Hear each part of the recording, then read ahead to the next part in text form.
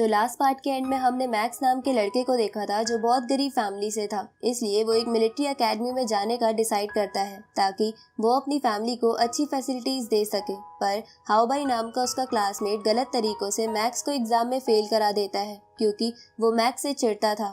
अब एग्जाम में फेल हो जाने की वजह से मैक्स निराश हो गया था, पर उसके पास एक मार्शल हॉल के चीफ आते हैं और उसे बताते हैं कि मैक्स की स्किल्स और स्पीड बहुत अच्छी है, जिसकी मदद से वो एक सूडो लेवल मार्शल प्रैक्टिशनर बन सकता है, लेकिन वो टाइटल हासिल करने के लिए उसे एक टेस्ट देना होगा। तो अब ये बात जानकर मैक्स खुश हो जाता है और टेस्ट देने के लिए मान जाता है। अब आगे तो इस पार्ट की शुरुआत में हम मैक्स के फादर को देखते हैं जो सुबह सुबह घर से जा रहे थे क्योंकि उन्हें कोई नया काम मिला था जिससे वो थोड़े पैसे कमा सकते थे। इस तरफ मैक्स भी तैयार होकर अपने घर के बाहर आ जाता है जहां चीफ कार में मैक्स का इंतजार कर रहे थे क्योंकि आज मैक्स का सूडो प्रैक्टिशनर बनने का टेस्ट था। अब मैक्स कार में बैठ जाता है जहां चीफ यांग वू नाम के लड़के से मैक्स को इंट्रोड्यूस कराते हैं क्योंकि यांग वू भी सूडो प्रैक्टिशनर का टेस्ट देने वाला था। इसके बाद चीफ उन दोनों को बताते हैं कि इस टेस्ट के बाद तुम्हारा एक और एग्जाम होगा और तभी तुम दोनों सूडो प्रैक्टिशनर बन पाओगे। ये सुन के यांग वू मैक्स से पूछता है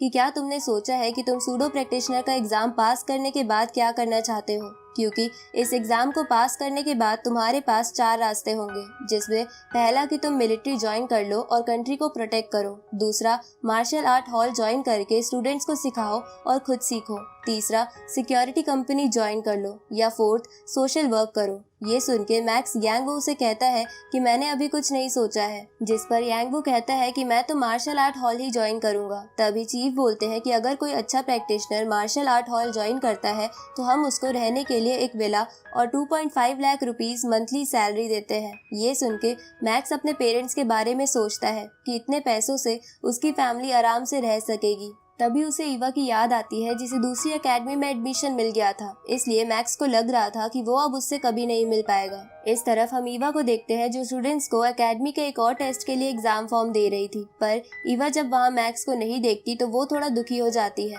तभी वहाँ जेक आ जाता है और ईवा से कहता है कि आज मैक्स नहीं आएगा क्योंकि वो सूडो प्रैक्टिशनर का एग्जाम देने गया है। ये सुन के पूरी क्लास हैरान हो जाती है। दूसरी तरफ मैक्स विज्ञान हॉल पहुंच जाता है जहां उसका टेस्ट होने वाला था। अब उस हॉल में पहुंचने के बाद एग्जाम का इंस्ट्रक्टर मैक्स और एग्जाम देने आए बाकी स्टूडेंट्स को अलग अलग रूम में भेजता है, जहां जब मैक्स उस रूम की एक चेयर पर बैठकर एक स्पेशल हेलमेट पहनता है तो वो एक गेमिंग सिमुलेशन में चला जाता है जो बिल्कुल आउटर वर्ल्ड की तरह थी। अब वहां पहुंचने पर उन सबको अपने चारों ओर पिग और कैट मॉन्स्टर्स दिखते हैं, तो सब अपना अपना वेपन उठाकर उनसे लड़ना शुरू कर देते हैं, लेकिन मैक्स घबरा जाता है। तभी वहां एक टाइगर मॉन्स्टर भी आ जाता है, पर उनमें से एक बंदा उसे मार देता है। ये देखकर मैक्स भी खुद को संभालता है और अपनी स्वॉर्ड लेकर लगातार एक पिग पर अटैक करके उसे मार देता है। उसी वक्त मैक्स देखता है कि एक टाइगर मॉन्स्टर एक बंदे पर अटैक करने वाला है, तो मैक्स सही समय पर उस टाइगर बीस्ट को मार देता है। तभी उन सबको अपने रडार पर सिग्नल मिलता है कि उनकी पास वाली बिल्डिंग में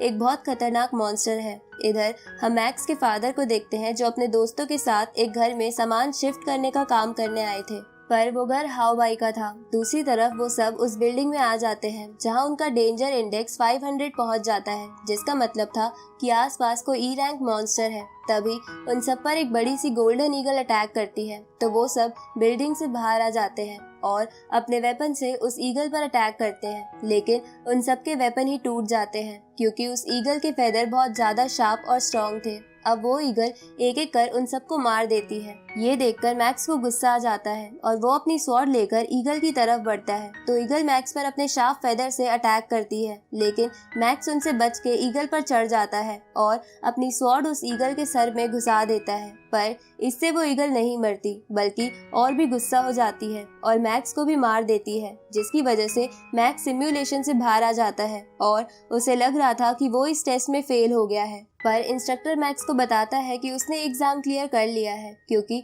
इस टेस्ट में उन्हें सभी मॉन्स्टर्स को मारने की जरूरत नहीं थी, बल्कि ये टेस्ट उनकी स्किल्स और स्ट्रेंथ पर उन्हें जज करता है। इसके बाद इंस्ट्रक्टर मैक्स को बताता है कि मैक्स की स्पीड और स्ट्रेंथ सभी कैंडिडेट से ज्यादा थी, जिसकी वजह से उसका स्कोर हाईएस्ट है। ये सुन के मैक्स खुश हो जाता है। अब वो इंस्ट्रक्टर पास हो चुके कैंडिडेट्स को कहता है कि उनका अगला एग्जाम अगले महीने होगा, जिसमें उन्हें असली मॉन्स्टर्स का सामना करना होगा, इसलिए वो सब अच्छे से अपने आप को ट्रेन करें। इसके बाद उन सबको नेक्स्ट मैक्स एग्जाम के लिए कुछ ट्रेनिंग मेथड्स बताए जाते हैं, जिसके बाद मैक्स उस हॉल से निकल जाता है।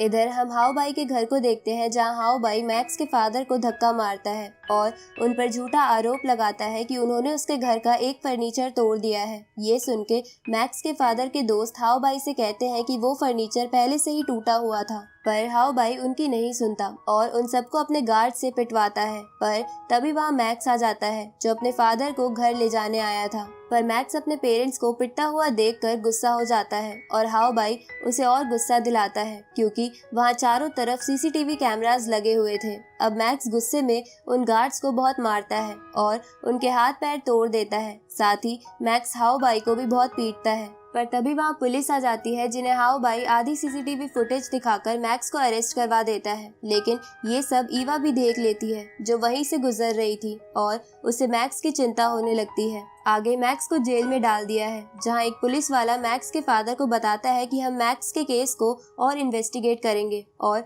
अगर हमें पता चलता है कि मैक्स की कोई गलती नहीं थी तो हम उसे छोड़ देंगे। ये सुन के मैक्स के फादर पुलिस ऑफिसर से पूछते हैं कि आज मैक्स ने सूडो प्रैक्टिशनर का एग्जाम दिया है, तो इस अरेस्ट की वजह से उसके रिजल्ट पर तो कोई असर नहीं होगा ना।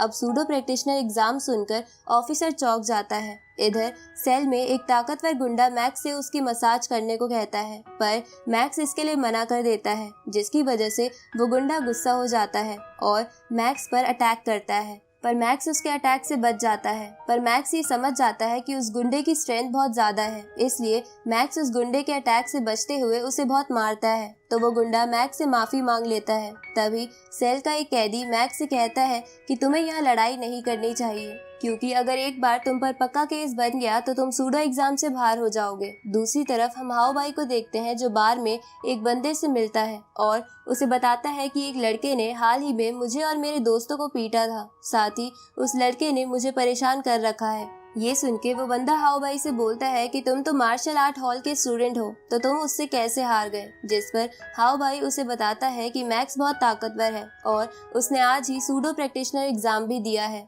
अब प्रैक्टिशनर एग्जाम का नाम सुन के वो बंदा वहाँ से जाने लगता है, क्योंकि वो इस मामले में नहीं पढ़ना चाहता था। तो हाओ बाई उस बंदे से कहता है कि मैं तुमसे कुछ नहीं करवाना चाहता, बल्कि मैं चाहता हूँ कि तुम्हारे कुछ लोग जेल में मैक्स से लड़कर हंगामा करें, ताकि मैक्स सूडो प्रैक्टिशनर एग्जाम से बाहर हो जाए। पर ये बात भी सुनकर वो बंदा इसके लिए मना कर देता है। तो हाओ बाई ये बात अपने अंकल को बताता है, तो उसके अंकल इस काम के लिए जेल में कैद एक किलर को हायर करते हैं, जिसने एक बार सूडो प्रैक्टिशनर एग्जाम क्लियर कर रखा था, यानी वो किलर बहुत ताकतवर था। अब वो अंकल उस किलर को इस काम के बदले मार्शल प्रैक्टिशनर की टाइगर टीम में शामिल करने का वादा करते हैं, तो वो किलर इस काम के लिए मान जाता है। इस तरफ वो पुलिस ऑफिसर मैक्स के सूडो एग्जाम वाली बात जेल के डायरेक्टर को बताता है, जिसे सुनकर डायरेक्टर को लगने लगता है कि मैक्स को किसी ने फंसाया है, ताकि मैक्स सूडो एग्जाम से बाहर हो जाए। तभी उस डायरेक्टर को ईवा का कॉल आता है और ईवा उसे सुबह वाली फाइट के बारे में कुछ बताती है।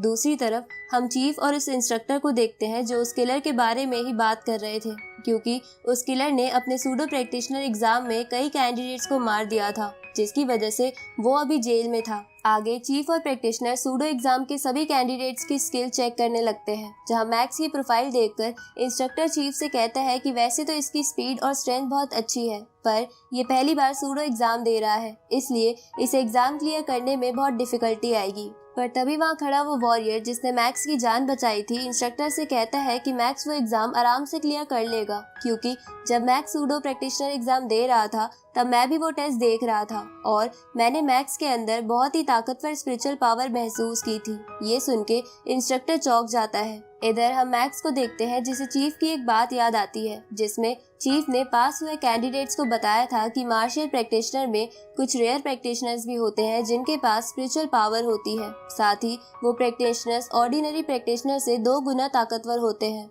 और ऐसे लोगों को स्पिरिचुअल मास्टर कहा जाता है, जिनके अंदर एक स्पेशल एनर्जी छुपी होती है, जिसे वुजिंग क्यान नाम के एक मेथड से बाहर लाया जा सकता है। पर ऐसी एबिलिटी बहुत कम लोगों में ही पाई जाती है। अब ये सब याद करने के बाद मैक्स मेडिटेट करते हुए उस मेथड को ध्यान में रखते हुए अपनी स्पिरिचुअल एनर्जी बाहर लाने की कोशिश करता है, लेकिन मैक्स ठीक से फोकस नहीं कर पा रहा था। तो मैक्स सेल के दोनों कैदियों को डरा के बिल्कुल चुप करा देता है और अपने हार्ट को शांत करके फिर से कोशिश करता है, जहां वो इस बार अपनी स्पिरिचुअल एनर्जी को बाहर लाने में कामयाब हो जाता है। लेकिन तभी मैक्स के सेल के बाहर से वही किलर गुजरता है और उसके सेल में एक अजीब गैस डाल देता है, जिसकी वजह से मैक्स को इल्यूजन होते हैं और उसका फोकस फिर से टूट जाता है और यहीं पर ये पार्ट खत्म होता है।